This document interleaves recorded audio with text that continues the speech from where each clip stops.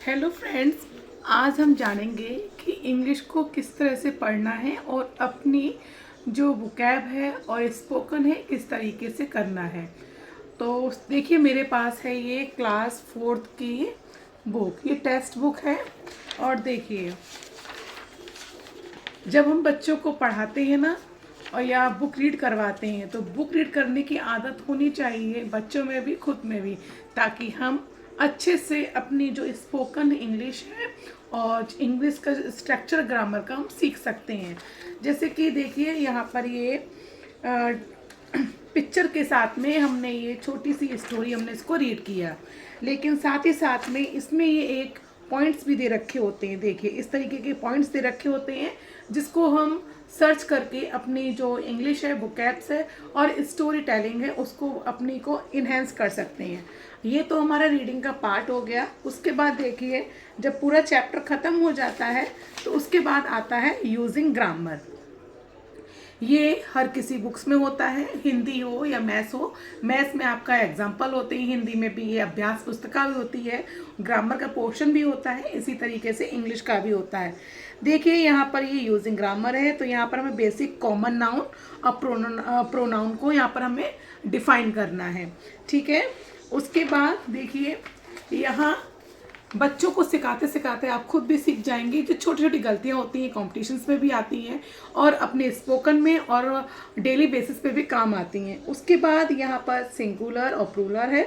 इसके बाद यहाँ पर कुछ रूल्स दे रखे हैं, जैसे कि स्कूल है, मंकी है, क्रियोन्स है, ये कौन से है, सिंगुलर है, ये बाकी ये अगर एस लगा दिया है पीछे तो ये प्लूरल हो जाएंगे। और साथ ही में देखिए, अगर किसी वर्ड की एंडिंग ईएस से होता है तो उसका साउंड क्या होगा, उसको किस में चेंज करेंगे। और वाई है तो किसको चेंज करना है, ईएस में। अगर बॉबल साउंड किसी कंसोनेंट साउंड से, कंसोनेंट लेटर से पहले है, वर्ड से पहले है, तो उसका वर्ड्स क्या होगा। इसी तरीके से इसको फिल करना है। और सबसे मेन चीज़ जो आपकी डिक्शनरी को अपने हाथ से बना सकती है, देखिए यूजिंग वर्ड यहाँ पर है सिनोनियम्स।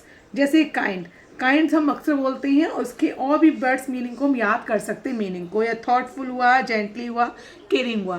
तो यानी कि हम एक वर्ड के साथ में हम 3 वर्ड और याद कर सकते हैं, सीख सकते हैं और अपनी सेंटेंस को बढ़ा सकते हैं। इस तरह से आप बुक्स को पढ़ेंगे या पढ़ाएंगे। अगर आप टीचर हैं तो आप इस तरह से पढ़ाएंगे तो आपकी टीचिंग स्टाइल बच्चों को बहुत पसंद आएगी, बच्चे भी सीखेंगे, साथ में खुद भी सीखेंगे। अगर आप घर पे पढ़ाते हैं तो अपने बच्चों की वोकैब भी अच्छा कर सकते हैं और अपनी भी। और साथ ही साथ अगर आप इंग्लिश स्पोकन या स्पीक करना चाहते हैं तो इस तरह की छोटी छोटी चीज़ों को नज़रअंदाज ना करके उसको अपनी डेली बेसिस पे लेकर आएंगे और बोलेंगे। और देखिए, इस तरह से ये रिक्वायर्ड वर्ड 3 वर्ड्स हैं। उसके बाद यहाँ पर फिलिंग द ब्लैंक्स भरने हैं, स्टोरी टेलिंग का है। यहाँ पर मैंने यहाँ पर एक पिक्चर दे रखी है जिसे आप असाइनमेंट में, लिसनिंग में, स्पीकिंग में यूज़ कर सकते हैं। तो आज की मेरी छोटी सी जानकारी आपको कैसी लगी ज़रूर बताइएगा, और लाइक, शेयर, सब्सक्राइब करना बिल्कुल मत भूलिएगा। अगर आप भी इंग्लिश जर्नी कर रहे हैं स्पीकिंग में तो छोटे छोटे सेंटेंस के साथ स्टार्ट करिएगा और अपनी स्पीकिंग को हैंस करिएगा।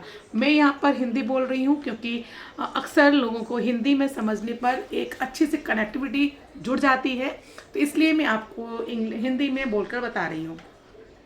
अगर आप चाहोगे तो मैं इसको इंग्लिश में भी ट्रांसलेट करके या इंग्लिश में भी बात कर सकते हैं। अगर आपको मेरे से इंग्लिश में बात करनी है कि आपको एक पार्टनर चाहिए बात करने के लिए तो मुझे व्हाट्सअप कॉल कर सकते हैं और मेरे साथ आप बात भी कर सकते हो। और हाँ, आप ये कभी मत भूलिएगा या समझिएगा कि मैं बिगनर हूँ, बोल नहीं सकती। तो मैं भी बिगनर हूँ, मैं भी एक लर्नर हूँ और मैं भी स्टार्ट कर रही हूँ आप ही के साथ में, आप ही के तरीके से एक स्टूडेंट और एक लर्नर हूँ।